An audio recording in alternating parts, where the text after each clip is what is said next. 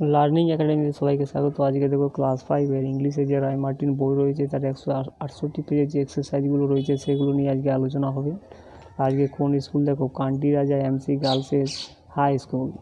তো দেখো এর কোয়েশ্চানগুলো দেখো, অ্যান্সার দ্য ফ্লোয়িং কোয়েশ্চেন, অর্থাৎ নিচের প্রশ্নগুলি যেখানে উত্তর লিখতে বলা আছে। প্রথম প্রশ্নটা দেখো, why was there no danger for the monkey on the river island, অর্থাৎ মাঙ্কিটার রিভার আইসল্যান্ডের উপরে, অর্থাৎ নদীর যে দ্বীপ ছিল তার উপরে সেখানে কেন ভয় ছিল না, কেন ডেঞ্জার বা কেন বিপদ ছিল না। তো উত্তরটা এইভাবে লিখবে দেখো, there was no danger for the monkey on the river island because there was hardly any other animal there, অর্থাৎ কি সেখানে খুব কম পশুই ছিল, সেই কারণে কী ছিল, মাঙ্কিটার কোনো ভয় ছিল না। এরপরে প্রশ্নটা দেখো, what was so attractive to the monkey, অর্থাৎ বাঁদরটার কাছে কোন জিনিসটা সব থেকে বেশি আকর্ষণীয় বলে মনে হয়েছিল, আকর্ষণীয় ছিল। তো উত্তরটা এইভাবে লিখবে দেখো, the delicious fruits was so attractive to the monkey, অর্থাৎ কি সুস্বাদু যে ফলগুলো ছিল সেগুলো কিন্তু খুব আকর্ষণীয় ছিল বাঁদরটার কাছে। এরপরে বিয়েরগুলো দেখো, write T for true and app for persistent man in the given boxes, অর্থাৎ ট্রুর জায়গায় টি লিখতে বলা আছে এবং ফলসের জায়গায় অ্যাপ লিখতে বলা আছে। একের প্রশ্নটা দেখো, the monkey jump directly from the river bank to the island, অর্থাৎ বাঁদরটা কী করেছিল, লাফিয়েছিল ডাইরেক্টলি সরাসরিভাবে from the river bank to the island, অর্থাৎ রিভার ব্যাঙ্ক থেকে আইল্যান্ড পর্যন্ত, দ্বীপটা পর্যন্ত বাঁদরটা কী ছিল, ডাইরেক্ট সে লাফিয়েছিল। এটা অবশ্যই ফলস হবে। এবং একটা দেখো, the monkey decided to visit the island everyday, অর্থাৎ বাঁদরটা ডিসাইড করেছিল, সিদ্ধান্ত নিয়েছিল ওই দ্বীপটাকে পরিদর্শন করবে সে প্রতিদিন। এটা অবশ্যই ট্রু হবে। এই যে লাইনটা দেওয়া আছে দেখো, the monkey decided to visit the island everyday. এরপরে দেখো আনসিনটা দেখো,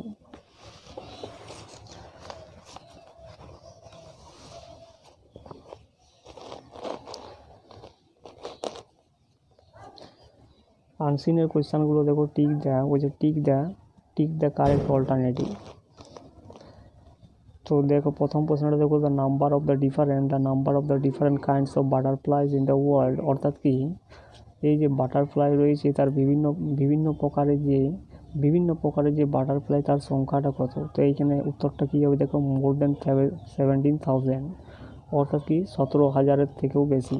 এরপরে একটা দেখো, the stage that complete the metamorphosis is, অর্থাৎ কি যে স্টেজটা সেটা কমপ্লিট করে, অর্থাৎ পরিপূর্ণ করে দ্য মেটামরফোসিস ইজ, সেটা কি হয়ে যাবে, বাটারফ্লাই হয়ে যাবে। একটা দেখো, ক্যাটারপিলার শেড দেয়ার স্কিন, অর্থাৎ ক্যাটারপিলারগুলো কী করে তাদের স্কিনটাকে শেড করে টু কিসের জন্য, টু গ্রো নিউ স্কিন, অর্থাৎ কি নতুন স্কিন তৈরি করতে বা নতুন স্কিন উৎপন্ন করতে।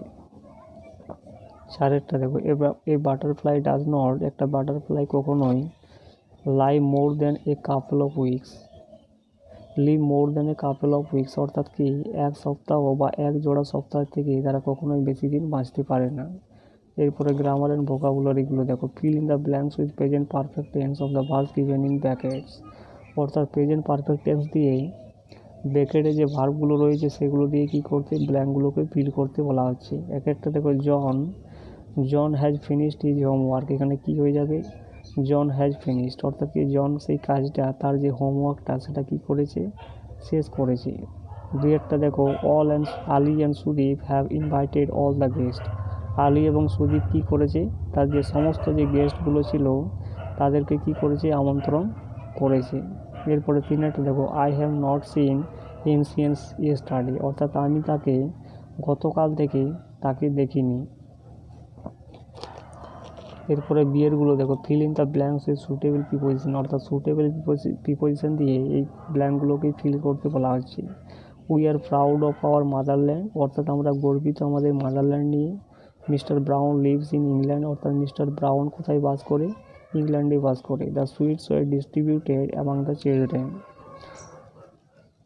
অর্থাৎ দুইয়ের বেশি হলে কি হয়, অ্যামাং হয়, আর দুইজন থাকলে কি বসে, বিটুইন। তাহলে কি হবে, ওই মিষ্টিগুলোকে অর্থাৎ বিতরণ করা হয়েছিল অ্যামাং দ্য চিলড্রেন, শিশুগুলির মধ্যে। এরপরে একটা দেখো, find a word from the passage in question number 2 which means the following, অর্থাৎ কি এখানে একটা সিনোনিম খুঁজে বার করতে বলা হচ্ছে, যেটা কিন্তু মিনিং পাশাপাশি।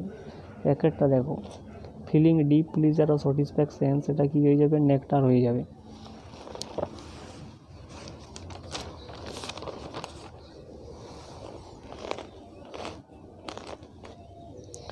এরপরে রাইটিংটা দেখো, write a short biography of Vidyasagar using the following hints, অর্থাৎ নিচের দেওয়া হিন্টস থেকে তোমাকে বিদ্যাসাগর নিয়ে একটা ছোট বায়োগ্রাফি লিখতে বলা আছে। তো কী কী লিখতে দেখো, Ishwarchandra Bandyopadhyay was born on 26 September 1820 at Birsingha village in পশ্চিম মেদিনীপুর, অর্থাৎ পশ্চিম মেদিনীপুরের বীরসিংহ গ্রামে 1820 খ্রিস্টাব্দে 26 সেপ্টেম্বর ঈশ্বরচন্দ্র বন্দ্যোপাধ্যায় জন্মগ্রহণ করেছিলেন।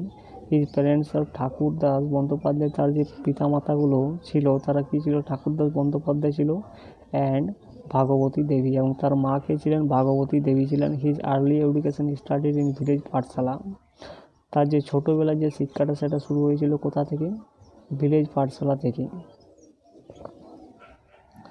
এরপরে কি লিখবে দেখো, হি ওয়াজ গ্র্যাজুয়েটেড ফ্রম সংস্কৃত কলেজ, অর্থাৎ সে গ্র্যাজুয়েটেড হয়েছিলেন সংস্কৃত কলেজ থেকে। এটা কোথায় অবস্থিত, কলকাতাতে অবস্থিত। He work to spread education among all, অর্থাৎ সে কাজ করেছিলেন এই শিক্ষাটাকে ছড়িয়ে দেওয়ার জন্য সমস্ত লোকের মধ্যে বা সমস্ত জনগণের মধ্যে। হি স্টপ বোঝায় সে কী করেছিল, সে থামিয়েছিল। হি স্টপ চাইল্ড ম্যারেজ, সে বন্ধ করেছিলেন কি, চাইল্ড ম্যারেজ, অর্থাৎ বাল্যবিবাহকে বন্ধ করেছিলেন।